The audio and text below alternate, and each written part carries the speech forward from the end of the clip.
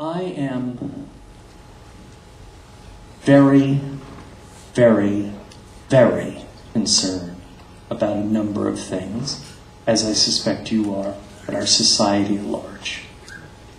Concerned about the same things you are, likely. I'm concerned about terrorism, very concerned about financial problems, concerned about any number of things that you are concerned about. But there is something that has been bothering me a great deal. It's not gotten the time or attention that I think it deserves. And it is a root problem. I was in a room about 3 months ago with 5 people for dinner, 4 men, 1 woman. All very bright people.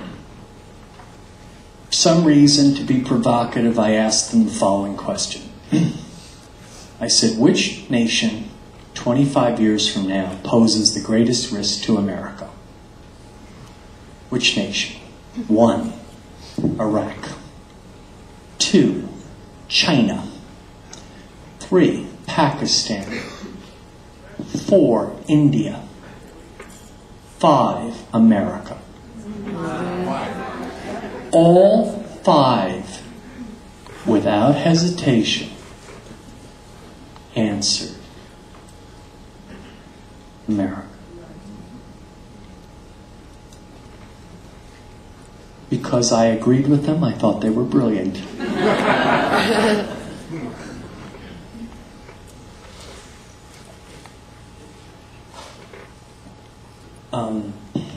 Ladies and gentlemen, there is America, as you know. I know this stuff very well because I study it. You likely know this. You live in America, in the nation, same way I do. America is a nation of 300 million people who agree basically on nothing. That's the deal. 9% of Americans think Elvis is alive. Americans agree on nothing. Nothing. We are a very, very, very, very divided people. But there is unfortunately one idea in which there is 100% unanimous, passionate agreement. All 300 million Americans, which include you, agree with this one idea. It scares the shit out of me. Every American living alive today is interested in making as much money as humanly possible by working as little as humanly possible. The concept of effortless prosperity is a cancer, I contend, to a nation unlike, and it's, by the way, it's yet undetected largely on our radar. It's happening at exactly the time in human history in which our friends in China and India and the former Soviet Union and other places have had enough, finally, of dirt, disease, death, and poverty. They are willing to do whatever it takes to get away from dirt, disease, and poverty. So at exactly the time in human history where that gang is willing to do whatever it takes, we're on holiday. That is a macro point that concerns me deeply. How did this happen?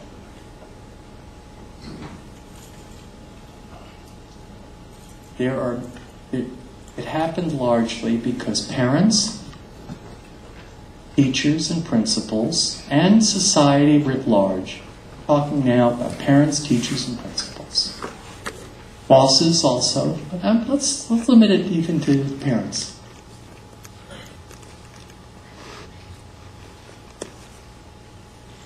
We're far, far, far, far, far, far, far, far too indulgent with their kids. Far too lenient. They spoil them. They turn them into a generation of very likable, entitled brats.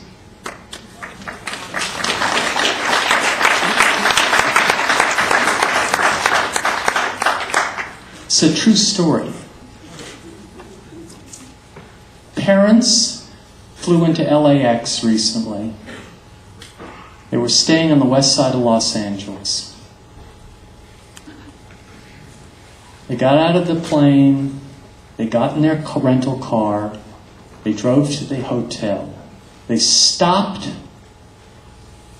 at Home Depot. Stopped at Home Depot to get bubble wrap. Why did they stop to get bubble wrap? So that they could put bubble wrap around the hotel furniture so their 8-year-old wouldn't hurt themselves. True story.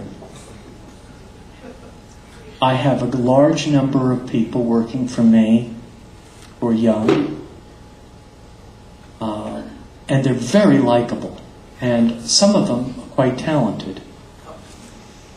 But to say that I am scared shitless over the way they have been raised by well-intentioned, I do not believe for a minute that their parents are evil. I believe that their parents have infantilized their kids terribly, horribly. And it's a subject of the deepest concern to me. So maybe it's a topic we can talk about in addition to the three of us. I want to tell you that this journey that I made, that largely turned out well, was anything but easy and anything but without problem.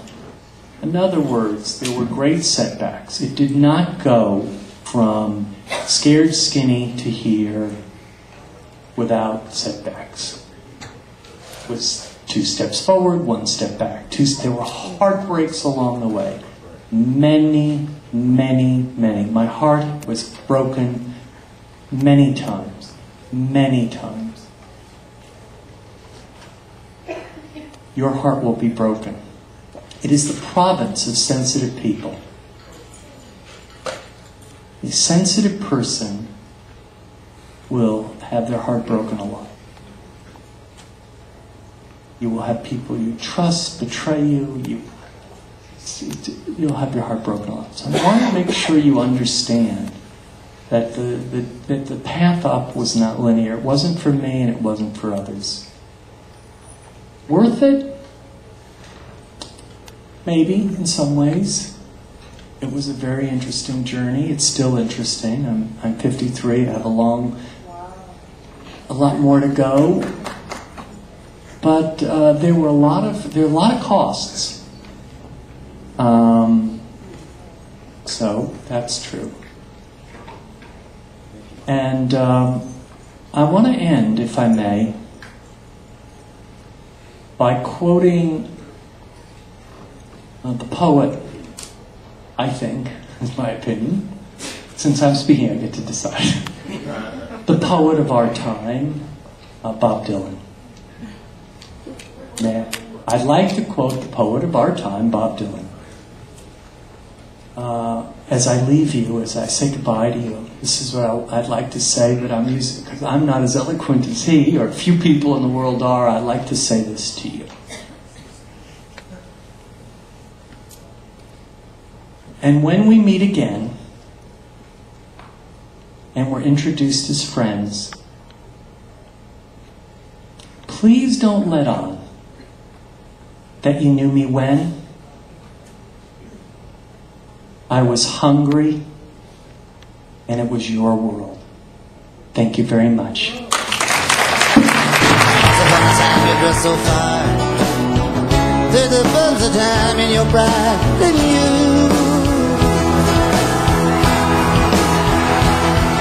But because it be way down, you're bound to fall. You can't ever harm, can you?